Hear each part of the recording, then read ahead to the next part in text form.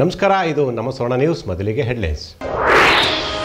ಗುತ್ತಿಗೆದಾರರ ಸಾವಿಗೆ ಕಾರಣ ಆರೋಪ. ಸಚಿವ ಪ್ರಿಯಾಂಕ ಖರ್ಗೆ ವಿರುದ್ಧ ಮಂಡ್ಯದಲ್ಲಿ ಆಕ್ರೋಶ. ಬಿಜೆಪಿ ಪಕ್ಷದ ವತಿಯಿಂದ ಬೃಹತ್ ಪ್ರತಿಭಟನೆ. ಪರಿಷತ್ ಅಧ್ಯಕ್ಷ ಸ್ಥಾನಕ್ಕೆ ಮುದ್ದೇಗೌಡ ನೇಮಕಕ್ಕೆ ಕೋರ್ಟ್ ತಡೆಯಾಜ್ಞೆ. ಈ ಹಿಂದಿನ ಪದಾಧಿಕಾರಿಗಳೇ ಮುಂದುವರೆಸಲು ಆದೇಶ. ಡಾಕ್ಟರ್ ಮಹೇಶ್ ಜೋಶಿ ಆದೇಶಕ್ಕೆ ತೀವ್ರ ಹಿನ್ನಡೆ. ಮಂಡ್ಯ ವಿಶ್ವವಿದ್ಯಾನಿಲಯದಲ್ಲಿ MBA PCM ವಿಭಾಗ ತೆರೆಯಲು ಒತ್ತಾಯ. ವಿಶ್ವವಿದ್ಯಾನಿಲಯಕ್ಕೆ ಕೆಂಪನಂಜಮ್ಮಣ್ಣಿ ಹೆಸರಿಡಲು ಒತ್ತಾಯ. ಕರ್ನಾಟಕ ರಕ್ಷಣಾ ವೇದಿಕೆ ಶಿವರಾಮೇಗೌಡ ಬಣದಿಂದ ಕುಲಸಚಿವರಿಗೆ ಮನವಿ. ಕೆಸ್ತೂರು ಕೆರೆಗೆ ಸಂಪರ್ಕಿಸುವ ರಸ್ತೆ ತೆರವು ಕಾರ್ಯಾಚರಣೆ. ಮದ್ದೂರು ತಹಸೀಲ್ದಾರ್ ಆದೇಶದ ಹಿನ್ನೆಲೆ ಸರ್ವೆ ಅಧಿಕಾರಿಗಳ ಮಧ್ಯಸ್ಥಿಕೆಯಲ್ಲಿ ತೆರವು ಕಾರ್ಯ.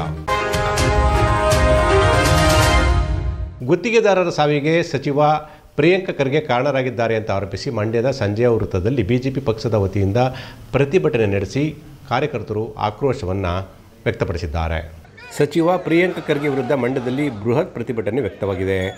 ಭಾರತೀಯ ಜನತಾ ಪಾರ್ಟಿ ವತಿಯಿಂದ ಮಂಡ್ಯದಲ್ಲಿ ಬೃಹತ್ ಪ್ರತಿಭಟನೆ ನಡೆಸಲಾಯಿತು. ಮಂಡ್ಯದ ಸಂಜಯ ವೃತ್ತದಲ್ಲಿ ಈ ಪ್ರತಿಭಟನೆ ನಡೆಯಿತು. ಬಿಜೆಪಿ ರಾಜ್ಯ ವಕ್ತಾರರಾದ ಅಶ್ವಥ್ ನಾರಾಯಣ್ ಹಾಗೂ ಡಾಕ್ಟರ್ ಇಂದ್ರೇಶ್ ನೇತೃತ್ವದಲ್ಲಿ ಹೋರಾಟ ನಡೆಯಿತು. ಸಚಿವ ಪ್ರಿಯಾಂಕ ಖರ್ಗೆ ಹಾಗೂ ಸರ್ಕಾರದ ವಿರುದ್ಧ ಕಾರ್ಯಕರ್ತರು ಘೋಷಣೆ ಕೂಗಿ ಆಕ್ರೋಶ ವ್ಯಕ್ತಪಡಿಸಿದರು. ಗುತ್ತಿಗೆದಾರರ ಸಾವಿಗೆ ಪ್ರಿಯಾಂಕ ಖರ್ಗೆ ಕಾರಣರಾಗಿದ್ದಾರೆ. ಸುಪಾರಿ ಪೋಸ್ಟ್ ಹಿಡಿದು ಕಾರ್ಯಕರ್ತರು ಆಕ್ರೋಶ ವ್ಯಕ್ತಪಡಿಸಿದರು. ಖಂಡ್ರೆ ಅವರು 10 ಲಕ್ಷ ರೂಪಾಯಿ ದುಡ್ಡು ತೆಗೆದುಕೊಂಡು ಹೋಗ್ತಾರೆ. ವೈಯಕ್ತಿಕವಾಗಿ 5 ಲಕ್ಷ, ಸರ್ಕಾರದ 5 ಲಕ್ಷ. ನಿಮ್ಮ ದುಡ್ಡು ನಮಗೆ ಬೇಡ ಸ್ವಾಮಿ, ನಾವು ಇನ್ನೂ 5 ಜನ ಬದುಕಿದ್ದೀವಿ, ನಮಗೆ ಇನ್ನೂ 3 ಜನಕ್ಕೆ ಮದುವೆ ಆಗಿಲ್ಲ, ದಯಮಾಡಿ ನನ್ನ ತಮ್ಮನ ಕೊಲೆ ಕೇಸನ್ನು ಅಥವಾ ಆತ್ಮಹತ್ಯೆನೋ ಇದನ್ನು CBI ತನಿಖೆ ಕೊಡಿ ಅಂತೇಳಿ ಆ ಮನೆಯವ್ರಿಗೆ ಒತ್ತಾಯವನ್ನು ಮಾಡ್ತಾರೆ. ಆ ಒಂದು ದೃಶ್ಯ ನೋಡಿದ್ರೆ ಕರುಳು ಕಿತ್ಕೊಂಡು ಬರುತ್ತೆ. ಅಂಥ ನೋವಿನ ಪರಿಸ್ಥಿತಿನಲ್ಲಿ ಇವತ್ತು ಪ್ರಿಯಾಂಕ ಖರ್ಗೆ ದುರಾಂಕಾರದ ಮಾತುಗಳನ್ನು ಆಡ್ತಾರೆ. BJP ಎಷ್ಟೇ ಬಟ್ಟೆ ಹರ್ಕೊಂಡ್ರು ನಾನು ರಾಜೀನಾಮೆ ಕೊಡಲ್ಲ ಅಂತ ಕೇಳ್ತಾರೆ. ಈಶ್ವರಪ್ಪನವ್ರ ಪ್ರಕರಣ ನಡೆದಾಗ ನೀವು ಹೆಂಗೆ ಕೇಳಿದ್ರಿ ಈಶ್ವರಪ್ಪನವ್ರ ರಾಜೀನಾಮೆನ? ಇವತ್ತು ನೀವು ಯಾಕೆ ರಾಜೀನಾಮೆ ಕೊಡಲ್ಲ? ನಮಗೆ ಇವತ್ತು ಕಾಂಗ್ರೆಸ್ಗೆ ಹೈಕಮಾಂಡ್ ಬದುಕಿದೆಯಾ ಸತ್ತಿದೆಯಾ ಅನ್ನತಕ್ಕಂಥದ್ದು ಒಂದು ಅನುಮಾನ ಬರ್ತದೆ. ಜೊತೆಯಲ್ಲಿ ಕಾಂಗ್ರೆಸ್ ಸರ್ಕಾರದ ಭ್ರಷ್ಟಾಚಾರಕ್ಕೆ ಗುತ್ತಿಗೆದಾರರು ಆತ್ಮಹತ್ಯೆ ಮಾಡಿಕೊಡುತ್ತಿದ್ದಾರೆ ಅಂತ ತಮ್ಮ ಅಸಮಾಧಾನ ಹೊರಹಾಕಿದರು. ಪ್ರಾಮಾಣಿಕ ಗುತ್ತಿಗೆದಾರ ರೈಲಿಗೆ ತಲೆ ಕೊಟ್ಟು ಆತ್ಮಹತ್ಯೆ ಮಾಡಿಕೊಂಡಿದ್ದಾರೆ. ಅವರು ತನಿಖೆ ಪೂರ್ಣ ಆದವರೆಗೂ ನಾವು CBI ಕೊಡಿ ಅಂತ ಬಿಜೆಪಿ ಸರ್ಕಾರದವರು ಒತ್ತಾಯ ಮಾಡ್ತಾ ಇದ್ದೇವೆ. ಆದರೆ ಅವರು ರಾಜ್ಯ ಸರ್ಕಾರದ ಅಲ್ಲೇ ಒಂದು ತನಿಖೆ ಮಾಡ್ತೀವಿ, SIT ತನಿಖೆ ಮಾಡ್ತೀವಿ ಅಂತ ಹೇಳಿದ್ದಾರೆ. ಅದಕ್ಕೆ SIT ತನಿಖೆನೂ ರಚನೆ ಮಾಡಿದ್ದಾರೆ ತಂಡನೋ.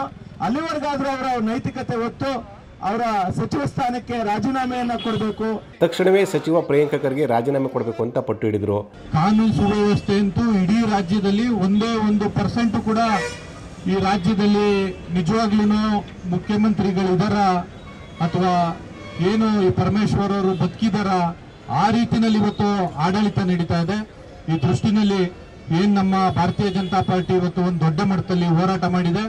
ಮುಂದಿನ ದಿವಸಗಳಲ್ಲಿ ಪ್ರಿಯಾಂಕ ಖರ್ಗೆ ರಾಜೀನಾಮೆ ಕೊಡೋ ತನಕನೂ ಕೂಡ ನಮ್ಮ ಭಾರತೀಯ ಜನತಾ ಪಾರ್ಟಿ ಹೋರಾಟವನ್ನು ನಿಲ್ಲಿಸೋದಿಲ್ಲ. ಪ್ರತಿಭಟನೆ ನೇತೃತ್ವವನ್ನು ಬಿಜೆಪಿ ಮುಖಂಡರಾದ ಸಿದ್ದರಾಮಯ್ಯ, ಅಶೋಕ್ ಜಯರಾಮ್, ಸಚ್ಚಿದಾನಂದ, ಅರವಿಂದ್, ಸಿದ್ದರಾಜು, CT ಮಂಜು ಸೇರಿದಂತೆ ಇತರರು ವಹಿಸಿದ್ರು. ಮಂಡ್ಯ ಜಿಲ್ಲಾ ಕನ್ನಡ ಸಾಹಿತ್ಯ ಪರಿಷತ್ ಕಾರ್ಯಕಾರಿ ಸಮಿತಿಯ ಅಧ್ಯಕ್ಷರನ್ನಾಗಿ ಇತ್ತೀಚೆಗೆ ಡಾಕ್ಟರ್ ಜೋಶಿ ಅವರು ಡಾಕ್ಟರ್ HS ಮುದ್ದೇಗೌಡರನ್ನು ನೇಮಕ ಮಾಡಲಾಗಿದ್ದು, ಈ ನೇಮಕ ಅಸಿಂಧು ಅಂತ ನ್ಯಾಯಾಲಯಕ್ಕೆ ಅಪೀಲು ಸಲ್ಲಿಸಿದ್ದಂಥ ಹಿನ್ನೆಲೆಯಲ್ಲಿ ಉಚ್ಚ ನ್ಯಾಯಾಲಯವು ತಡೆಯಾಜ್ಞೆ ನೀಡಿದೆ ಅಂತ ಮಂಡ್ಯ ತಾಲೂಕು ಕನ್ನಡ ಸಾಹಿತ್ಯ ಪರಿಷತ್ ಅಧ್ಯಕ್ಷರಾದಂತಹ ಚಂದ್ರಲಿಂಗು ಸುದ್ದಿಗೋಷ್ಠಿಯಲ್ಲಿ ವಿವರಣೆಯನ್ನು ನೀಡಿದರು. 87ನೇ ಅಖಿಲ ಭಾರತ ಕನ್ನಡ ಸಾಹಿತ್ಯ ಸಮ್ಮೇಳನದ ಹಿನ್ನೆಲೆಯಲ್ಲಿ ಸಮ್ಮೇಳನದ ಸಂದರ್ಭದಲ್ಲಿ ಸಂಚಾಲಕರನ್ನಾಗಿ ಡಾಕ್ಟರ್ ಮೀರಾ ಶಿವಲಿಂಗಿಯರವರನ್ನು ಡಾಕ್ಟರ್ ಜೋಶಿ ಅವರು ಆಯ್ಕೆ ಮಾಡಿದರು. ಯಾಕೆಂತ ಹೇಳಿದ್ರೆ ಕನ್ನಡ ಸಾಹಿತ್ಯ ಪರಿಷತ್ಗೆ ಚುನಾವಣೆಯಿಂದ ಆಯ್ಕೆಯಾಗಿದ್ದಂಥ ರವಿಕುಮಾರ್ ಚಾಮ್ನಪುರ ಅವರು ಅಕಾಲಿಕ ನಿಧನದಿಂದ ತೆರವಾದಂಥ ಸ್ಥಾನ. ಹಾಗಾಗಿ ಸಮ್ಮೇಳನಕ್ಕೆ ಅಧ್ಯಕ್ಷನ ಮಾಡಲೇಬೇಕಾಗಿತ್ತು. ಹಾಗಾಗಿ ಜೋಶಿ ಅವರು ಲೀಗಲ್ ಆಗಿ ಅವರು ಮೀರಾ ಮೇಡಮ್ ಅವ್ರನ್ನ ಸಂಚಾಲಕರನ್ನಾಗಿ ಆಯ್ಕೆ ಮಾಡಲಾಗಿತ್ತು. ಆರಂಭದಲ್ಲಿ ಎಲ್ಲವೂ ಸುಖಾಂತ್ಯವಾಗಿತ್ತು. ಆದರೆ ಯಾಕೋ ಏನೋ ಸಮ್ಮೇಳನ ಹತ್ತಿರವಾಗ್ತಿದ್ದಂತೆ ಮೀರಾ ಶಿವಲಿಂಗಿ ಮತ್ತು ಜೋಶಿ ನಡುವೆ ಒಂದು ರೀತಿ ಕ್ಲಾಶ್ ಅಂತಲೇ ಹೇಳ್ಬೋದು, ಆಂತರಿಕ ಕಲಹ ಅಂತಲೇ ಹೇಳ್ಬೋದು. ಈ ಥರದೊಂದು ಶುರುವಾಯಿತು. ಹೊಂದಾಣಿಕೆ ಕಂಡು ಬರಲಿಲ್ಲ. ಸೊ ಈ ಬೇಗುದಿ ಹಾಗೇ ಇತ್ತು. ಸಮ್ಮೇಳನ ಹತ್ತತ್ರ ಆದಾಗ ಅದು ಬೇರೆ ರೂಪದ ಸ್ವರೂಪವನ್ನೇ ಪಡ್ಕೊಳ್ತಾ ಹೋಯಿತು. ಜೋಶಿ ಅವರು ಮೀರಾ ಮೇಡಮ್ ಅವ್ರನ್ನ ಕನ್ಸಿಡರ್ ಮಾಡ್ತಿಲ್ಲ, ಬೇರೆ ಬೇರೆ ವೇದಿಕೆಗಳಲ್ಲಿ ಅವಮಾನ ಮಾಡ್ತಿದ್ದಾರೆ ಅನ್ನುವಂಥದ್ದು. ಸೊ ಆ ಸಂಬಂಧ ಅಮರಾವತಿ ಹೋಟೆಲ್ನಲ್ಲಿ ಒಂದು ದೊಡ್ಡ ಸಭೆ ನಡೆಯುತ್ತೆ. ಸಮ್ಮೇಳನದ ಹಿಂದಿನ ದಿನ ಒಂದು ಬಂಡೆಯ ಸಭೆ ಅಂತಲೇ ಹೇಳ್ಬೋದು. ಆ ಸಂದರ್ಭದಲ್ಲಿ ಮೀರಾ ಶಿವಲಿಂಗಿಯ ತಮ್ಮ ಅಸಹನೆಯನ್ನು ಹೊರಹಾಕಬೇಕು ಅನ್ನುವಂಥ ಸಂದರ್ಭದಲ್ಲಿ ಸಚಿವ ಚೆಲುವರಾಯಸ್ವಾಮಿ ಮಧ್ಯಪ್ರವೇಶ ಮಾಡಿ ಅದನ್ನು ತಣ್ಣಗಾಗಿಸ್ತಾರೆ. ಸಮ್ಮೇಳನ ಮುಗಿಯುತ್ತಿದ್ದಂತೆ ಜೋಶಿಯವರು ಒಂದು ಆದೇಶ ಹೊರಡ್ತಾರೆ. ಆದೇಶ ಏನು ಅಂತಂದರೆ ಮೀರಾ ಶಿವಲಿಂಗನವರ ಅವಧಿ ಮುಕ್ತಾಯ ಆಗಿದೆ. ಈಗ ಡಾಕ್ಟರ್ HS ಮುದ್ದೇಗೌಡ ಅವರು ಕನ್ನಡ ಸಾಹಿತ್ಯ ಪರಿಷತ್ನ ನಾಮ ನಿರ್ದೇಶಿತ ಅಧ್ಯಕ್ಷರಾಗಿ ಆಯ್ಕೆ ಮಾಡಲಾಗಿದೆ ಅನ್ನುವಂಥ ಒಂದು ಪ್ರೆಸ್ ನೋಟನ್ನು ರಿಲೀಸ್ ಮಾಡ್ತಾರೆ. ಪ್ರೆಸ್ ನೋಟ್ ಆದ ಮಾರನೇ ದಿನಕ್ಕೆ ಮುದ್ದೇಗೌಡರು ಖುದ್ದು ಸುದ್ದಿಗೋಷ್ಠಿ ಮಾಡಿ ಅವರು ಅಧಿಕಾರ ತೆಗೆದುಕೊಂಡಿದ್ದೀನಿ ಅಂತ, ಮತ್ತು ಜೊತೆಗೆ ಉಸ್ಕೂರು ಕೃಷ್ಣೇಗೌಡ, ಸುಜಾತ ಕೃಷ್ಣ ಮತ್ತು ಅಪ್ಪಾಜಪ್ಪ ಇವ್ರನ್ನ ಪದಾಧಿಕಾರಿಗಳನ್ನಾಗಿ ಆಯ್ಕೆ ಮಾಡ್ಕೊಂಡಿದ್ದೇನೆ ಅನ್ನುವಂಥದ್ದು ಕೂಡ ಹೇಳ್ತಾರೆ. ಮುದ್ದೇಗೌಡರು ಪ್ರೆಸ್ ಮೀಟ್ ಮಾಡಿದ ಮಾರನೇದಿಂದಲೇ ಒಂದು ರೀತಿ ಬಂಡಾಯದ ಬೇಗುದಿ, ಇಷ್ಟು ಬೇಗ ಬೇಕಾಗಿತ್ತಾ, ಮೀರಾ ಶಿವಲಿಂಗಿ ಅವರನ್ನ ಇಷ್ಟು ಬೇಗ ತೆಗಿಬೇಕಾಗಿತ್ತಾ, ಅಥವಾ ಎಲ್ಲ ಪದಾಧಿಕಾರಿಗಳನ್ನ ಇಷ್ಟು ಬೇಗ ರಿಮೂವ್ ಮಾಡಬೇಕಾಗಿತ್ತಾ ಅನ್ನುವಂಥ ಒಂದು ಅಸಹನೆ ಮತ್ತು ಒಂದಷ್ಟು ಸಂಘಟನೆಗಳು ಕೂಡ ಈ ವಿಚಾರದಲ್ಲಿ ಪ್ರೆಸ್ ಮೀಟ್ ಕೂಡ ಮಾಡ್ತಾರೆ. ಇದು ತಾರಕಕ್ಕೆ ಹೋಗಿತ್ತು ಅಂತಲೇ ಹೇಳ್ಬೋದು. ಯಾಕಂತಂದರೆ ಏನು ತಾಲೂಕು ಅಧ್ಯಕ್ಷರಿದ್ದಾರಲ್ಲ ಅವ್ರಿಗೆ ಇದು ಬೇಸರ ತರಿಸಿತ್ತು. ಮುದ್ದೇಗೌಡರು ನೇಮಕ ಮಾಡೋ ಜೊತೆಗೆ ಎಲ್ಲ ಜಿಲ್ಲೆಯ ರವಿಕುಮಾರ್ ಚಾಮರಾಪುರ ಇದ್ದಾಗ ಸಂದರ್ಭದಲ್ಲಿ ಯಾರು ನೇಮಕವಾಗಿದ್ದರು ಎಲ್ಲರ ಅವಧಿ ಮುಕ್ತಾಯ ಆಗಿದೆ ಅನ್ನುವಂಥದ್ದು ಆದೇಶದಲ್ಲಿದೆ. ಆ ಒಂದು ಆದೇಶವನ್ನು ಕೂಡ ಜೋಶಿ ಹೊರಡಿಸಿದರು. ಇದು ತಣ್ಣಗೆ ಇತ್ತು ಅನ್ನೋ ಸಂದರ್ಭದಲ್ಲಿ ಮಳವಳ್ಳಿ ತಾಲೂಕು ಕನ್ನಡ ಸಾಹಿತ್ಯ ಪರಿಷತ್ ಅಧ್ಯಕ್ಷರಾದಂಥ ಚೇತನ್ ಕುಮಾರ್ ಅನ್ನುವರು ನ್ಯಾಯಾಲಯಕ್ಕೆ ಅಪೀಲ್ ಹೋಗಿದ್ದರು. ಅಂದರೆ ಇದು ಹಸಿಂದು, ಮುದ್ದೇಗೌಡರನ್ನು ನೇಮಕ ಮಾಡಿರುವಂಥದ್ದು ಹಸಿಂದು, ಇದು ಇಲ್ಲ, ಸಾಧ್ಯ ಆಗೋದಿಲ್ಲ ಅನ್ನುವಂಥ ಕಾರಣಕ್ಕಾಗಿ. ಹಂಗಾಗಿ ನ್ಯಾಯಾಲಯ 31ನೇ ತಾರೀಕು ಏನು ಪ್ರಕ್ರಿಯೆ ಮಾಡಿದರು ಜೋಶಿ, ಆ ಒಂದು ಆದೇಶಕ್ಕೆ ತಡೆಯಾಜ್ಞೆಯನ್ನು ನೀಡಿದೆ. ಹಂಗಾಗಿ ಈ ವಿಚಾರವನ್ನು ಮುಂದಿಟ್ಕೊಂಡು ಚಂದ್ರಲಿಂಗ ಅವರು ಸುದ್ದಿಗೋಷ್ಠಿ ನಡೆಸಿದರು. ಸುದ್ದಿಗೋಷ್ಠಿಯಲ್ಲಿ ಬೇರೆ ವಿಚಾರಗಳನ್ನೇನು ಹೇಳಿದ್ದಾರೆ ನೋಡ್ಕೊಂಡು ಬನ್ನಿ. ಸುದ್ದಿಗಾರರೊಂದಿಗೆ ಮಾತನಾಡಿದ ಮಂಡ್ಯ ತಾಲೂಕು ಕನ್ನಡ ಸಾಹಿತ್ಯ ಪರಿಷತ್ ಅಧ್ಯಕ್ಷರಾದ ಚಂದ್ರಲಿಂಗರವರು ಮಂಡ್ಯ ಜಿಲ್ಲಾ ಕನ್ನಡ ಸಾಹಿತ್ಯ ಪರಿಷತ್ತಿನ ಕಾರ್ಯಕಾರಿ ಸಮಿತಿ ಅಧ್ಯಕ್ಷರ ನಾಮನಿರ್ದೇಶನ ಮಾಡುವ ಕುರಿತಾದ ಪತ್ರ ಸಂಖ್ಯೆ ದಿನಾಂಕ 24/12/2024ರಂತೆ ಡಾಕ್ಟರ್ ಎಚ್.ಎಸ್. ಮುದ್ದೇಗೌಡರನ್ನು ಅಧ್ಯಕ್ಷರು ಎಂದು ಘೋಷಿಸಿ ನೂತನ ಕಾರ್ಯಕಾರಿ ಮಂಡಳಿಯನ್ನು ರಚಿಸಿ ಕಳುಹಿಸಿಕೊಡಲು ನಿರ್ದೇಶನ ಮಾಡಲಾಗಿತ್ತು. ಆದರೆ ಈ ಪ್ರಕ್ರಿಯೆಯು ಬಯಲ ನಿಬಂಧನೆಗಳ ಉಲ್ಲಂಘನೆಯಾಗಿದ್ದು ಈ ವಿಷಯವನ್ನು ಉಚ್ಚ ನ್ಯಾಯಾಲಯಕ್ಕೆ ಅಪೀಲು ಸಲ್ಲಿಸಲಾಗಿ ಉಚ್ಚ ನ್ಯಾಯಾಲಯ ತಡೆಯಾಜ್ಞೆ ನೀಡಿದೆ. ಪ್ರಸ್ತುತ ಈ ಮೊದಲಿನಿಂದಲೂ ಇರುವ ಕಾರ್ಯಕಾರಿ ಸಮಿತಿ ಇಂದಿನಂತೆ ಕಾರ್ಯ ಮುಂದುವರಿಸಿಕೊಂಡು ಹೋಗುವಂತೆ ನ್ಯಾಯಸಮ್ಮತವಾಗಿದೆ ಅಂತ ಅದು ಆದೇಶ ನೀಡಿದೆ ಅಂತ ಅವರು ಹೇಳಿದರು. ಕನ್ನಡ ಸಾಹಿತ್ಯ ಪರಿಷತ್ತಿನ ಬೈಲ, ಕನ್ನಡ ಸಾಹಿತ್ಯ ಪರಿಷತ್ ಬೈಲ ಅಂತ ಇದ್ದರೆ ಎಲ್ಲ ಇದು ವೆಬ್ಸೈಟ್ನಲ್ಲೇ ಸಿಗ್ತದೆ. ಆ ಬೈಲದ ಪ್ರಕಾರ ನಿಯಮ 20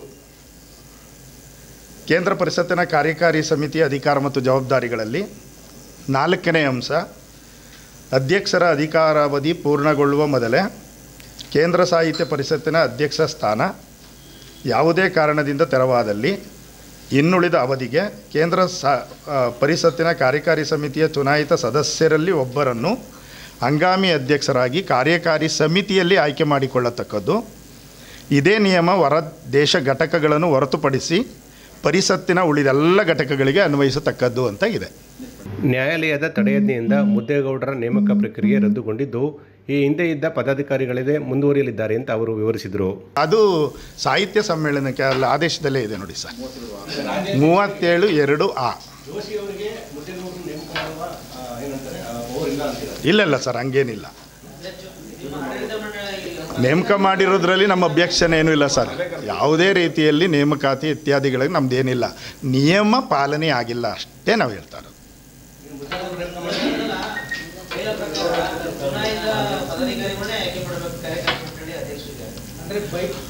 ಅದು ಪೂರ್ತಿ ಬೈಲಾದಲ್ಲಿ ಇದೆ ಸರ್, ಅದನ್ನು ತಾವು ಕೂಲಂಕುಷವಾಗಿ ಅಧ್ಯಯನ ಮಾಡಿದ್ರೆ ಸಿಗುತ್ತೆ. ನಾನು ಬರೀ ಇಷ್ಟು ಮಾತ್ರ ಕೋರ್ಟ್ನಲ್ಲಿರೋದ್ರಿಂದ ಅಷ್ಟು ಮಾತ್ರ ನಾನು ಹೇಳ್ತಾ ಇದ್ದೀನಿ ಸರ್. ಕಾರ್ಯಕಾರಿ ಮಂಡಳಿ ಇದಕ್ಕೆ ನಿರ್ಧಾರಕ್ಕೆ ಬಿಟ್ಟಿದ್ದು ಸರ್. ಇಲ್ಲ, ಅದೇ ಆದೇಶಕ್ಕೆ ಸ್ಟೇ ಕೊಟ್ಟಿರೋದ್ರಿಂದ ತಡೆಯಾಜ್ಞೆ ಇದೆ ಸರ್. ಮುಂದಿನ ತಿಂಗಳಿಗೆ ಹಿಯರಿಂಗ್ ಇದೆ ಸರ್. 6/2/2024ಕ್ಕೆ ಮುಂದಿನ ಹಿಯರಿಂಗ್ ಇದೆ. ಅಲ್ಲಿ ತನಕ ಹೌದು. ಯಾವ ಜಿಲ್ಲಾಧ್ಯಕ್ಷರು? ಅದಕ್ಕೇನೆ ತಡೆಯಾಜ್ಞೆ ಕೊಟ್ಟಿರೋದ್ರಿಂದ ಮುಂದಿನ ಆದೇಶ ಏನು ಬಂದಿರ್ತದೆ ಅದು ಆ ಹಿಂದೆ ಇದ್ದಂತೆ ಎಲ್ಲ ಆದೇಶಗಳು ಯಥಾವತ್ತು ಮುಂದುವರಿತವೆ. ಎಲ್ಲಿಗೆ ಸರ್? ಗೋಷ್ಠಿಯಲ್ಲಿ ಅಂಜನಾ ಶ್ರೀಕಾಂತ್, ಚೇತನ್ ಕುಮಾರ್, ಪ್ರಕಾಶ್ ಮೇನಾಗರ್, ಸುವರ್ಣವತಿ, ರತ್ನಾಕರ್ ಸೇರಿದಂತೆ ಇತರರಿದ್ದರು.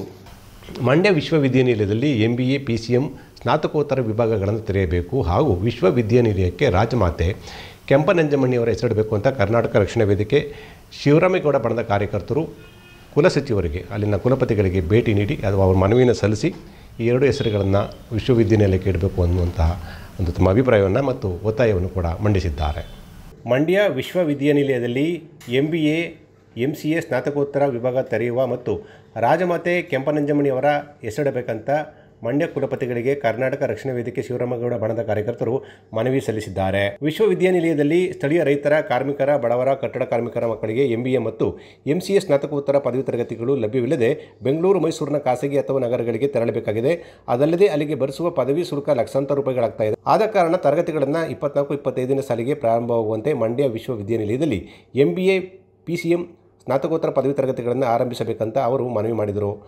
ಆ ನಿಟ್ಟಿನಲ್ಲಿ ಕುಲಪತಿಗಳು ಹಾಗೂ ಕರ್ನಾಟಕ ಸರ್ಕಾರ, ನೆಲದಲ್ಲಿದ್ದ ಕರ್ನಾಟಕ ಸರ್ಕಾರ ರಾಜಮಾತೆ ಕೆಂಪರಂಜಮ್ಮಣ್ಣಿಯವರ ಹೆಸರನ್ನು ಮಂಡ್ಯ ವಿಶ್ವವಿದ್ಯಾಲಯಕ್ಕೆ ನೀಡಿ ಆ ಸಂಸ್ಥಾನದ ಆ ಮಾತೆಗೆ ಮತ್ತು ಎಲ್ಲ ಮಾತೆಯರಿಗೆ ಹೆಣ್ಣೊಂದು ಕಲಿತರೆ ಶಾಲೆಯೊಂದು ತೆರೆದಂತೆ ಅಂದರೆ ಹೆಣ್ಣು ದಿಟ್ಟ ನಿರ್ಧಾರ ತೆಗೆದುಕೊಳ್ಳಲಾಗಿ ಕೆಂಪರಂಜಮ್ಮಣ್ಣಿಯವರು ದಿಟ್ಟ ನಿರ್ಧಾರ ತೆಗೆದುಕೊಳ್ಳಲಾಗಿ ಮಂಡ್ಯ ವಿಶ್ವವಿದ್ಯಾಲಯವೇ ತೆರೆದುಕೊಂಡಿರುವುದರಿಂದ ಆ ನಿಟ್ಟಿನಲ್ಲಿ ಸರ್ಕಾರ ಕ್ರಮ ವಹಿಸಬೇಕು ಅಂತ ಕರ್ನಾಟಕ ರಕ್ಷಣಾ ವೇದಿಕೆಯ ವತಿಯಿಂದ ನಾವು ಮನವಿ ಮಾಡ್ತಾ ಇದ್ದೀವಿ. ನಮಸ್ಕಾರಗಳು. ಹಾಗೆ ನಾಲ್ವಡಿ ಕೃಷ್ಣರಾಜ ಒಡೆಯರ್ ಅವರ ತಾಯಿ ಕೆಂಪನಂಜಮ್ಮಣಿ ಅವರ ಹೆಸರಿನಲ್ಲಿ ಕ್ಷೇಮಾಭಿವೃದ್ಧಿ ಮತ್ತು ಸಮಸ್ತ ಮೈಸೂರು ಸಂಸ್ಥಾನದ ಅಭಿವೃದ್ಧಿಗೂ ಹಿನ್ನೆಲೆಯಾಗಿ ನಿಂತು ಕಾರಣರಾಗಿರುವುದರಿಂದ, ಮಹಿಳಾ ಸಮಾನತೆಗಾಗಿ ಮತ್ತು ಸಾಧಕಿಯಾಗಿರುವುದರಿಂದ ಮಾತೆ ಕೆಂಪನಂಜಮ್ಮಣಿ ಅವರ ಹೆಸರನ್ನು ಮಂಡ್ಯ ವಿಶ್ವವಿದ್ಯಾನಿಲಯಕ್ಕೆ ನಾಮಕರಣ ಮಾಡಬೇಕಂತ ಅವರು ಒತ್ತಾಯಿಸಿದರು. ರಾಜಮಾತೆ ಕೆಂಪನಂಜಮ್ಮಣಿ ಅವರ ನಾಮಕರಣ ಮಾಡಬೇಕು, ಆ ಹೆಸರನ್ನ ನಾಮಕರಣ ಮಾಡಬೇಕು. ಜೊತೆಗೆ ಇಲ್ಲಿ ಹಳ್ಳಿಗಾಡಿನ ಪ್ರದೇಶ ಆದ್ದರಿಂದ ಸುಮಾರು ಮಂಡ್ಯ ಜಿಲ್ಲೆಯಲ್ಲಿ ಇರ್ತಕ್ಕಂಥ ಎಲ್ಲ ವಿದ್ಯಾರ್ಥಿಗಳು ಬೇರೆ ಬೇರೆ ಜಿಲ್ಲೆಗಳಿಗೆ ಹೋಗ್ಬೇಕಾದಂಥ ಸಂದರ್ಭ ಇದೆ. ಆ ಸಂದರ್ಭಕ್ಕೆ MCA ಮತ್ತು MBA ಸ್ನಾತಕೋತ್ತರ ಕೋರ್ಸ್ಗಳನ್ನ ತೆಗೆಯುವುದ್ರ ಮುಖಾಂತರ ವಿಶ್ವವಿದ್ಯಾಲಯದಲ್ಲಿ ಇನ್ನಷ್ಟು ಉನ್ನತಕ್ಕೆ ಬೆಳೀಬೇಕು ಅನ್ನೋ ನಿಟ್ಟಿನಲ್ಲಿ ಎಲ್ಲ ವಿದ್ಯಾರ್ಥಿಗಳ ಪರವಾಗಿ ಕರ್ನಾಟಕ ರಕ್ಷಣಾ ವೇದಿಕೆ ಕುಲಪತಿಗಳಿಗೆ ಮನವಿಯನ್ನು ಸಲ್ಲಿಸಿದ್ದೇವೆ. ಈ ಮನವಿಯನ್ನು ಪುರಸ್ಕರಿಸಿ ಅದನ್ನು ಯಶಸ್ವಿ ಘಟ್ಟಕ್ಕೆ ತರಬೇಕು ಅಂತ ತಮ್ಮಲ್ಲಿ ವಿನಂತಿಸ್ತಾ ಇದ್ದೀವಿ. ನೇತೃತ್ವವನ್ನು ಜಿಲ್ಲಾಧ್ಯಕ್ಷರಾದ HT ಜಯರಾಮ್, ಶಿವರಾಮೇಗೌಡ, ಮಂಟಶೆಟ್ಟಿ, ಪಲ್ಲವಿ, ಮನು ಮತ್ತು ಪದಾಧಿಕಾರಿಗಳು ವಹಿಸಿಕೊಂಡಿದ್ದರು. ಮಧುರ ತಾಲೂಕಿನ ಕೆಸ್ತೂರು ಜಿಲ್ಲಾ ಪಂಚಾಯತ್ ವ್ಯಾಪ್ತಿಯ ಬಸವಲಿಂಗನದೊಡ್ಡಿ ಗ್ರಾಮದಿಂದ ಕೆಸ್ತೂರು ಕೆರೆಗೆ ಸಂಪರ್ಕಿಸುವ ರಸ್ತೆ ತೆರವು ಕಾರ್ಯಾಚರಣೆ ಯಶಸ್ವಿಯಾಗಿ ನಡೆದಿದೆ. ಮಧುರ ತಾಲೂಕಿನ ಕೆಸ್ತೂರು ಜಿಲ್ಲಾ ಪಂಚಾಯತ್ ವ್ಯಾಪ್ತಿಯ ಬಸವಲಿಂಗನದೊಡ್ಡಿ ಗ್ರಾಮದಿಂದ ಕೆಸ್ತೂರು ಕೆರೆಗೆ ಸಂಪರ್ಕಿಸುವ ರಸ್ತೆ ತೆರವು ಕಾರ್ಯಾಚರಣೆ ಯಶಸ್ವಿಯಾಗಿ ನಡೆಯಿತು. ಗ್ರಾಮದ ರೈತರು ಹಲವು ವರ್ಷಗಳಿಂದ ಒತ್ತುವರಿ ಮಾಡಿದ್ದ ಬಂಡಿದಾರಿಯನ್ನು ತಹಸೀಲ್ದಾರ್ ಅವರ ಆದೇಶದ ಮೇರೆಗೆ ರಾಜಸ್ವ ನಿರೀಕ್ಷಕ ಮುರಳಿ, ಕೆಸ್ತೂರು ಸಬ್ ಇನ್ಸ್ಪೆಕ್ಟರ್ ನರೇಶ್ ಹಾಗೂ ಸರ್ವೆ ಅಧಿಕಾರಿಗಳ ಮಧ್ಯಸ್ಥಿಕೆಯಲ್ಲಿ ತೆರವು ಕಾರ್ಯ ಜರುಗಿತು.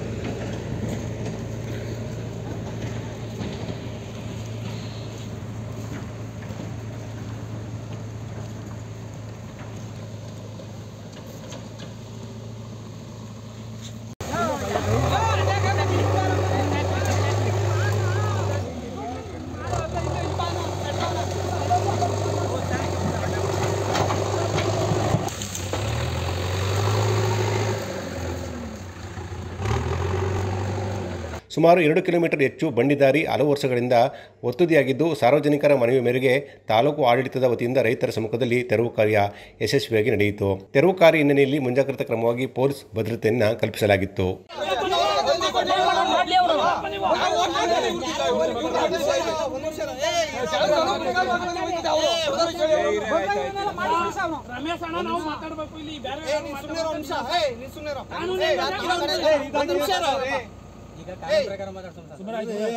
ಮಾತಾಡ ನೀನ್ ಜಮೀನು ಇವ್ ಪಕ್ಕದವನು ಇವ್ನ ಹತ್ರ ರಿಕ್ವೆಸ್ಟ್ ಮಾಡ್ಕೊ, ಏನೋ ಮಾಡ್ಕೊಂಡು ಒಂದ್ ನಿಮಿಷ ಕೇಳ್ಕೊ. ಇಲ್ಲಿ ನೀನ್ ಹೇಳೋದು ಕರೆಕ್ಟ್ ಇದೆ, ಮಧ್ಯಕ್ಕೆ ಹೋದ್ರೆ ಇದೊಂದು ಪೀಸ್ ಅಂತ ಹೇಳ್ತಾ ಇದೀಯ.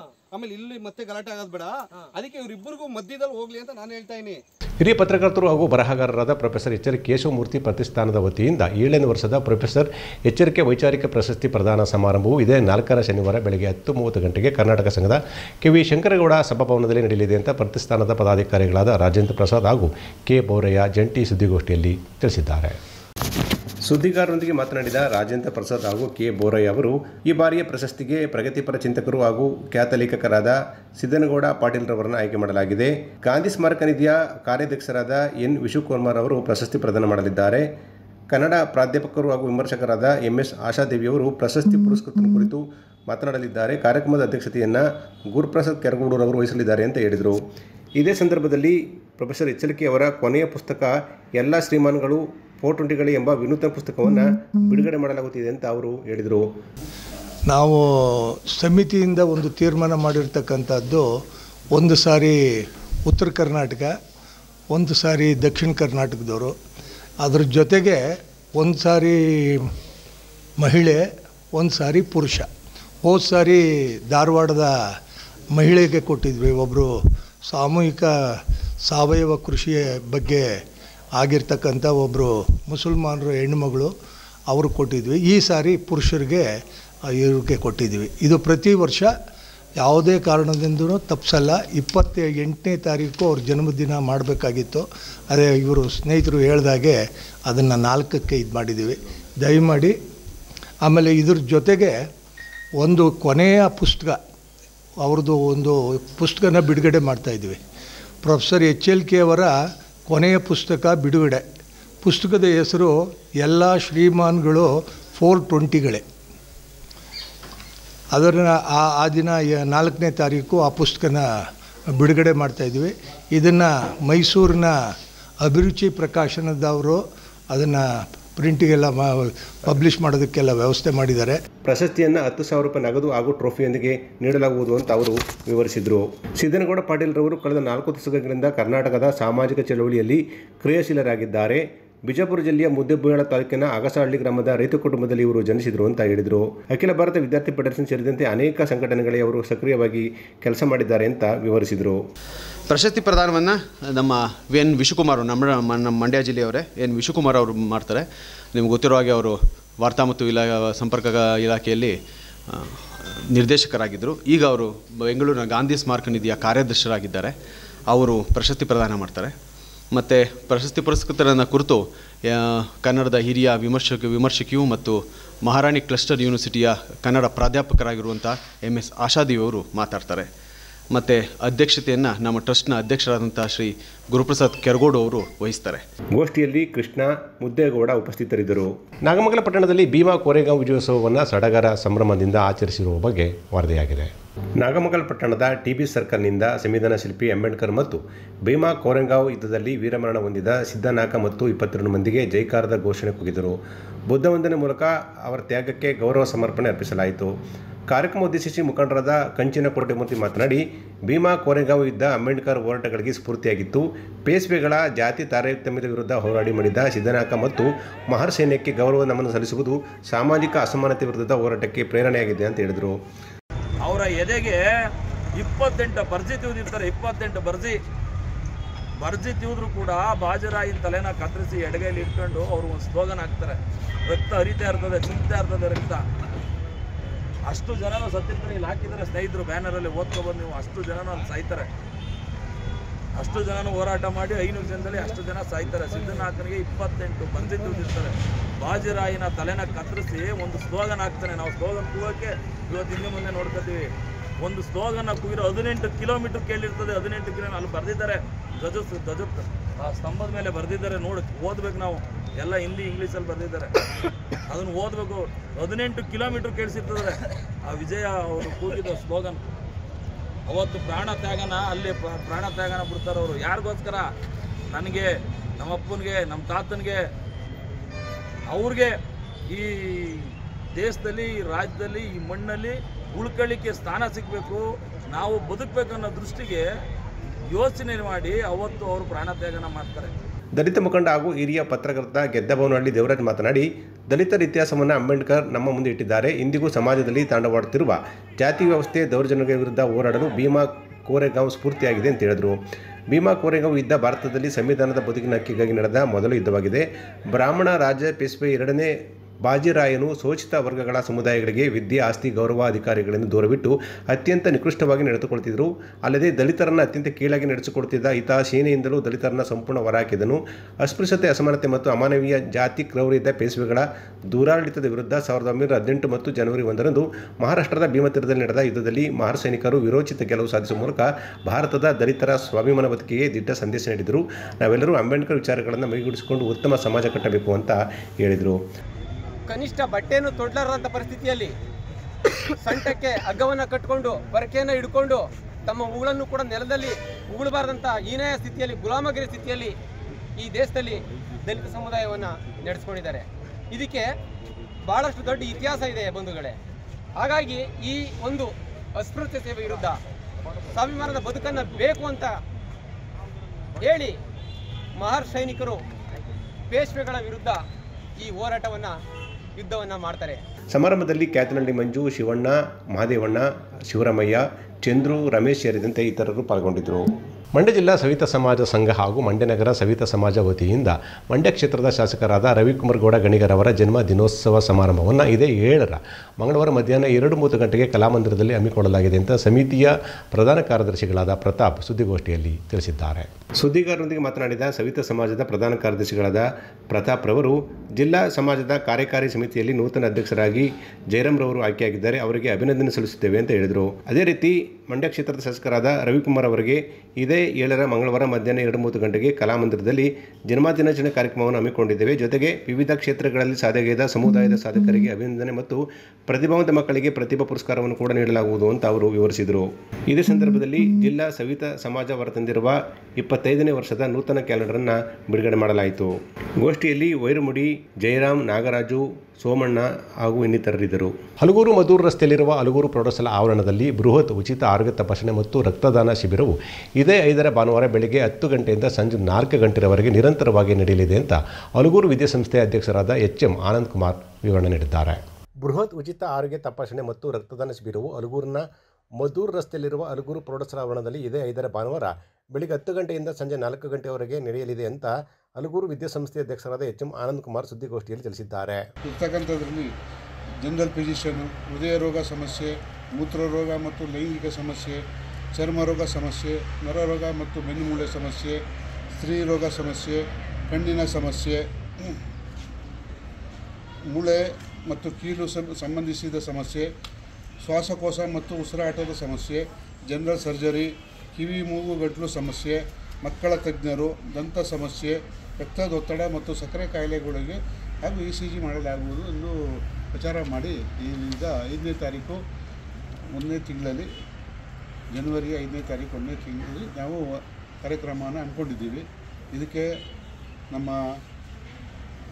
ಜಿಲ್ಲೆಯ ಲೋಕಸಭಾ ಸದಸ್ಯರಾದಂಥ ಎಚ್.ಡಿ. ಕುಮಾರಸ್ವಾಮಿ ಅವ್ರನ್ನ ಕೇಳ್ಕೊಂಡಾಗ ನೀವು ಅದು ಬಂದು ಈ ಉದ್ಘಾಟನೆ ಮಾಡಿ ನಮಗೆ ಶಾಲೆಯಲ್ಲಿ ಇದೊಂದು ಬೃಹತ್ತಾದ ಆರೋಗ್ಯ ಶಿಬಿರನ ಉನ್ನತ ಮಟ್ಟದಲ್ಲಿ ನಡೆಸ್ಕೊಡ್ಬೇಕು ಅಂತ ಕೇಳ್ಕೊಂಡಾಗ ನಾನು ಬರ್ತೀನಿ ಖಂಡಿತ ಅಂತ ಹೇಳಿ ನಮಗೆ ಅವರು ಒಪ್ಕೊಂಡು ನಮಗೆ ಸಮಯವನ್ನು ಕೊಟ್ಟಿದ್ದಾರೆ. ಡಾಕ್ಟರ್ ನಿತ್ಯಾನಂದ ಮಾತನಾಡಿ, ನಾನು ಇದೇ ಹಲಗೂರು ಗ್ರಾಮದಲ್ಲಿ ಹುಟ್ಟಿದ್ದು ಈಗ ವೈದ್ಯನಾಗಿ ಕರ್ತವ್ಯ ನಿರ್ವಹಿಸುತ್ತಿದ್ದೇನೆ. ಹಲಗೂರಿನಲ್ಲಿ ಸುಮಾರು 3 ವರ್ಷಗಳಿಂದ ಆರೋಗ್ಯ ತಪಾಸಣಾ ಶಿಬಿರ ನಡೆಸುತ್ತಿದ್ದು ಈ ಬಾರಿ ಬೃಹತ್ ಆರೋಗ್ಯ ತಪಾಸಣಾ ಶಿಬಿರ ಹಾಗೂ ರಕ್ತದಾನ ಶಿಬಿರ ನಡೆದಿದೆ. ಸುಮಾರು 45ಕ್ಕೂ ಹೆಚ್ಚು ವೈದ್ಯರು ಕಾರ್ಯಕ್ರಮದಲ್ಲಿ ತಪಾಸಣೆ ಮಾಡ್ತಾರೆ ಅಂತ ಹೇಳಿದರು. ಇವಾಗ 90 to 100% ಎಲ್ಲ ರೀತಿಯ ಕಾಯಿಲೆಗಳಿಗೆ ಚಿಕಿತ್ಸೆಯನ್ನು ಸಿಗಲಿ ಮತ್ತು ವೈದ್ಯರ ಸಲಹೆಗಳು ಸಿಗಲಿ ಹಲಗೂರು ಹೋಬಳಿ ಜನಕ್ಕೆ. ಒಬ್ಬಳಿ ಜನ ಹಳ್ಳಿಯಿಂದ ಇರ್ತಾರೆ, ಸುಮಾರು ಜನ ಅವ್ರಿಗೆ ಯಾವ ರೀತಿ ಏನು ಕಾಯಿಲೆ ಅಂತ ಗೊತ್ತಿರಲ್ಲ. ಮತ್ತು ಅಲ್ಲಿ ಬೆಂಗಳೂರಿಗೆ ಹೋಗೋ ಚಿಕಿತ್ಸೆ ತಗೋವಂಥ ಮತ್ತು ಫೆಸಿಲಿಟಿ ತಗೋವಂಥ ಸೌಲಭ್ಯಗಳು ಇರಲ್ಲ. ಅವ್ರಿಗೆ ಹೆಚ್ಚಿನ ರೀತಿಯಲ್ಲಿ ನೆರವಾಗಬೇಕು ಅಂತ ಅದನ್ನು ಹಲಗೂರು ಜನ ಸದುಪಯೋಗ ಪಡಿಸ್ಕೋಬೇಕು. ಸುದ್ದಿಗೋಷ್ಠಿಯಲ್ಲಿ ಸಂಸ್ಥೆಯ ಅಧ್ಯಕ್ಷರಾದ ಎಚ್.ಎಂ. ಆನಂದ್ ಕುಮಾರ್, ಸಂಸುದ್ದೀನ್, ಮಲ್ಲಿಕಾರ್ಜುನ ಸ್ವಾಮಿ, ಸುಂದರರಾಜ್, ಹಲಗೂರು ವಿದ್ಯಾಸಂಸ್ಥೆಯ ಮುಖ್ಯ ಶಿಕ್ಷಕರಾದ ಶಿವರಾಮು ಸೇರಿದಂತೆ ಇತರರು ಪಾಲ್ಗೊಂಡಿದ್ದರು. ನಾಗಮಂಗಲ ತಾಲೂಕಿನ ಪ್ರಾಥಮಿಕ ಸಹಕಾರ ಕೃಷಿ ಮತ್ತು ಗ್ರಾಮೀಣ ಅಭಿವೃದ್ಧಿ ಬ್ಯಾಂಕಿಗೆ ನಡೆದ ಚುನಾವಣೆಯಲ್ಲಿ ಸಚಿವ ಚೆಲುವರಾಯಸ್ವಾಮಿ ಗಿರಿಗೌಡ ದೊರೆಸ್ವಾಮಿ ಅವಿರೋಧವಾಗಿ ಆಯ್ಕೆಯಾಗಿದ್ದಾರೆ ಅಂತ ಚುನಾವಣಾ ಅಧಿಕಾರಿ ರೂಪಾ ಘೋಷಣೆ ಮಾಡಿದರು. ನಾಗಮಂಗಲ ತಾಲೂಕಿನ ಪ್ರಾಥಮಿಕ ಸಹಕಾರ ಕೃಷಿ ಮತ್ತು ಗ್ರಾಮೀಣ ಅಭಿವೃದ್ಧಿ ಬ್ಯಾಂಕಿಗೆ ನಡೆದ ಚುನಾವಣೆಯಲ್ಲಿ ಕೃಷಿ ಸಚಿವ ಚೆಲುವರಾಯಸ್ವಾಮಿರವರ ಬಣದ ಗಿರಿಗೌಡ ಉರ್ಫ್ ಶಿಖರ್ನಹಳ್ಳಿ ದೊರೆಸ್ವಾಮಿ ಅವಿರೋಧವಾಗಿ ಆಯ್ಕೆಯಾಗಿದ್ದಾರೆ ಅಂತ ಚುನಾವಣಾಧಿಕಾರಿಯಾದ ರೂಪ ಘೋಷಣೆ ಮಾಡಿದ್ದಾರೆ. ನೂತನ ಅಧ್ಯಕ್ಷರಾಗಿ ಆಯ್ಕೆಯಾದ ದೊರೆಸ್ವಾಮಿರವರಿಗೆ ಅಭಿಮಾನಿಗಳು ಮತ್ತು PLD ಬ್ಯಾಂಕ್ ನಿರ್ದೇಶಕರು ಶುಭ ಕೋರಿದರು. ನೂತನ ಅಧ್ಯಕ್ಷರಿಗೆ ಶುಭಾರೈಸಿ ರಾಜ್ಯ ಫೆಡರೇಷನ್ ನಿರ್ದೇಶಕ ತಿಮ್ಮರಾಯಗೌಡ ಮಾತನಾಡಿ, ಚೆಲುವರಾಯಸ್ವಾಮಿರವರ ಬೆಂಬಲಿತ ಅಭ್ಯರ್ಥಿ ಗಿರಿಗೌಡರು ನೂತನ ಅಧ್ಯಕ್ಷರಾಗಿ ಆಯ್ಕೆಯಾಗಿರುವುದು ಸಂತಸ ವಿಚಾರ. ರೈತರಿಂದ ರೈತರಿಗೋಸ್ಕರ ಸ್ಥಾಪನೆಯಾದ ಸಂಘವು ಮುಂದಿನ ದಿನಗಳಲ್ಲಿ ನೂತನ ಅಧ್ಯಕ್ಷರ ನೇತೃತ್ವದಲ್ಲಿ ಉನ್ನತ ಮಟ್ಟಕ್ಕೆ ಕೊಂಡೊಯ್ಯಲಿ, ರೈತರ ಅಭಿವೃದ್ಧಿಗಾಗಿ ಅವರು ಕೆಲಸ ಮಾಡಲಿ ಅಂತ ಹೇಳಿದರು. ಗಿರಿಗೌಡರನ್ನ ನೂತನ ಅಧ್ಯಕ್ಷರಾಗಿ ಆಯ್ಕೆ ಮಾಡಿದೆ. ಈ ಆಯ್ಕೆ ಮಾಡಿದಂಥ ಎಲ್ಲ ನಮ್ಮ ಬ್ಯಾಂಕಿನ ನಿರ್ದೇಶಕರಿಗೆ ಹೃತ್ಪೂರ್ವಕವಾದ ಧನ್ಯವಾದಗಳನ್ನು ಸಲ್ಲಿಸ್ತಾ, ಹಾಗೆ ಮತ್ತು ಗಿರಿಗೌಡರು ನಮ್ಮ ಬ್ಯಾಂಕಿಗೆ ಭಾಳ ದಿನಗಳಿಂದ ಎಲ್ಲ ರೈತರ ಕೆಲಸಕ್ಕೆ ಮತ್ತು ಬ್ಯಾಂಕಿನ ಶ್ರೇಯೋಭಿವೃದ್ಧಿಗೆ ಭಾಳ ಶ್ರಮಿಸಿದ್ದಾರೆ. ಆ ಒಂದು ಅವರ ಶ್ರಮ ಒಂದು ಇದನ್ನು ಸೇವೆಯನ್ನು ಗುರುತಿಸಿ ನಮ್ಮ ಸನ್ಮಾನ್ಯ ಕರ್ನಾಟಕ ರಾಜ್ಯದ ಕೃಷಿ ಮಂತ್ರಿಗಳಾದ ಚಲರಾಯಸ್ವಾಮಿ ಅವರು ಅವರ ಒಂದು ವಿಶ್ವಾಸವನ್ನು ಗಳಿಸಿ ಅವರಿಗೆ ಇವರ ಒಂದು ಪ್ರೀತಿಯನ್ನು ಅವ್ರ ಪ್ರೀತಿಯಿಂದ ಇವರಿಗೆ ಒಂದು ಅಧ್ಯಕ್ಷರಾಗಿ ಆಯ್ಕೆಯಾದಂಥ ಸಹಕಾರ ಮಾಡಿದರೆ ಅವರಿಗೆ ಈ ಒಂದು ಸಂದರ್ಭದಲ್ಲಿ ನಮ್ಮ ಬ್ಯಾಂಕಿನ ಪರವಾಗಿ ಮತ್ತು ದೊರೆಯಣ್ಣವರ ಪರವಾಗಿ ಹೃತ್ಪೂರ್ವಕವಾದ ಅಭಿನಂದನೆಯನ್ನು ಸಲ್ಲಿಸ್ತೇನೆ. ನೂತನ ಅಧ್ಯಕ್ಷರಾದ ಗಿರಿಗೌಡರವರಿಗೆ ನಾನು ಸೇರಿದಂತೆ ನಮ್ಮೆಲ್ಲ PLD ನಿರ್ದೇಶಕರ ಸಹಕಾರ ಇದೆ ಅಂತ ಹೇಳಿದರು. ನೂತನ ಅಧ್ಯಕ್ಷರಾದ ಗಿರಿಗೌಡ ಮಾತನಾಡಿ ಚಲರಾಯಸ್ವಾಮಿರವರು ಮತ್ತು PLD ಬ್ಯಾಂಕ್ನ ಎಲ್ಲ ನಿರ್ದೇಶಕರು ನಮ್ಮ ಮೇಲೆ ವಿಶ್ವಾಸವಿಟ್ಟು ಜವಾಬ್ದಾರಿ ನೀಡಿದ್ದಾರೆ. ಸಂಘದ ಪ್ರತಿಯೊಬ್ಬ ಸದಸ್ಯರಿಗೂ ಕೂಡ ಯಾವುದೇ ಧಕ್ಕೆ ಬರದಂತೆ ಕೆಲಸ ಮಾಡ್ತೇನೆ ಅಂತ ಹೇಳಿದರು. ನಿರ್ದೇಶಕರು ಎಲ್ಲ ನನಗೆ ಅವಿರೋಧವಾಗಿ ಆಯ್ಕೆ ಮಾಡಿರ್ತಾರೆ. ಅದಕ್ಕೆ ನಾನು ಅಭಿನಂದಿಸ್ತೀನಿ. ಮತ್ತು ನನ್ನನ್ನು ನಂಬಿ ಕರ್ಕೊಂಬಂದು ಚಲರಾಯಸ್ವಾಮಿಯವರು ನಮ್ಮನ್ನು ನಂಬಿ ಅಧಿಕಾರ ಕೊಟ್ಟಿದ್ದಾರೆ. ಕೊಡ್ತೀವಿ ಅಂತ ಹೇಳಿ ಕರ್ಕೊಂಬಂದಿದ್ರು, ಅದರಂತೆ ನುಡಿದಂತೆ ನಡೆದಿದ್ದಾರೆ. ಅದನ್ನು ಉಳಿಸ್ಕೊಂಡು ನಾನು ಮುಂದುವರಿತೀನಿ. ಈ ಸಂದರ್ಭದಲ್ಲಿ ತಿಮ್ಮರಾಯಗೌಡ, ಸತೀಶ್ ಚಂದ್ರ, ತಮ್ಮಣ್ಣಗೌಡ, ಚೋಳನಹಳ್ಳಿ ಮಂಜುನಾಥ್, ಕೃಷ್ಣೇಗೌಡ, ರಾಜೇಗೌಡ, ಗಿರಿಗೌಡ ಸೇರಿದಂತೆ ಇತರರಿದ್ದರು. Association of alliance club international ಪ್ರಾಂತೀಯ ಸಮ್ಮೇಳನವು ಇದೇ 5ರ ಭಾನುವಾರ ಬೆಳಗ್ಗೆ 10 ಗಂಟೆಗೆ ಕರ್ನಾಟಕ ಸಂಘದ KV ಶಂಕರೇಗೌಡ ಶತಮಾನೋತ್ಸವ ಭವನದಲ್ಲಿ ನಡೆಯಲಿದೆ ಅಂತ ಪ್ರಾಂತೀಯ ಅಧ್ಯಕ್ಷರಾದ KN ನೀನಾ ಪಾಟೀಲ್ ಹಾಗೂ ಕಾರ್ಯದರ್ಶಿಗಳಾದ ಚಂದ್ರಶೇಖರ್ ಸುದ್ದಿಗೋಷ್ಠಿಯಲ್ಲಿ ವಿವರಣೆ ನೀಡಿದರು.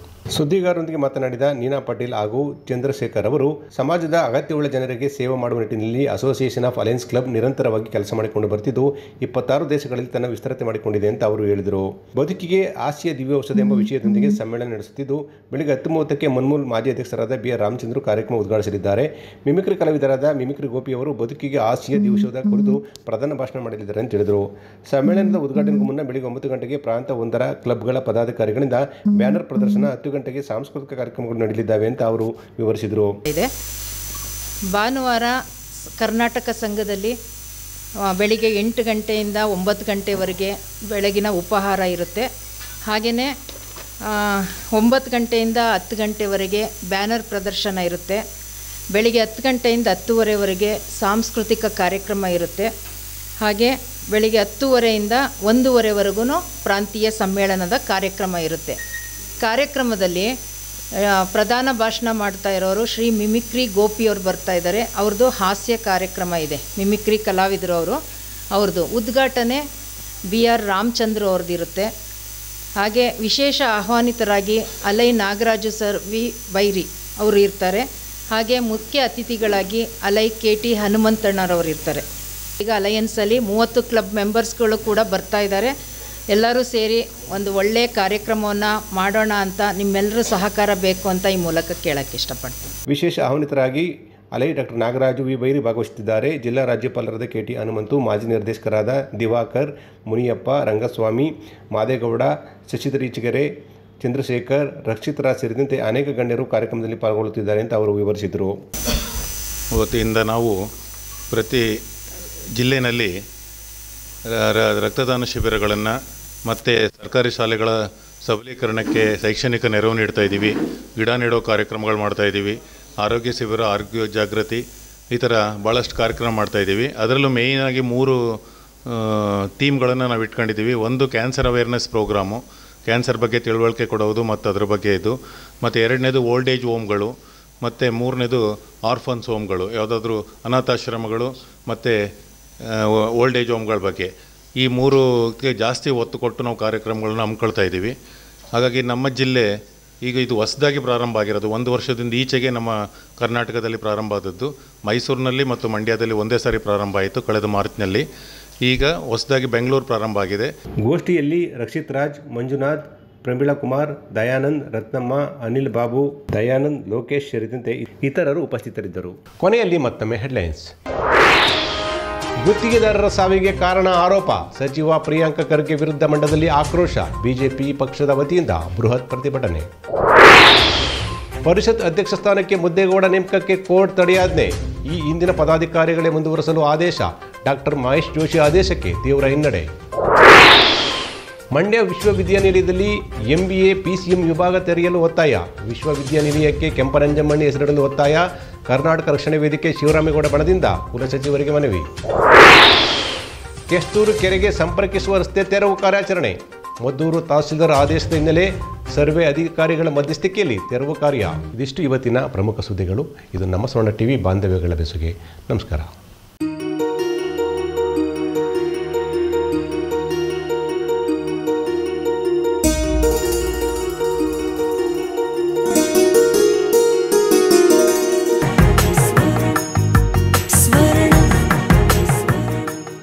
ಸ್ವರ್ಣ, ಇದು ಬಾಂಧವ್ಯಗಳ ಬೆಸುಗೆ.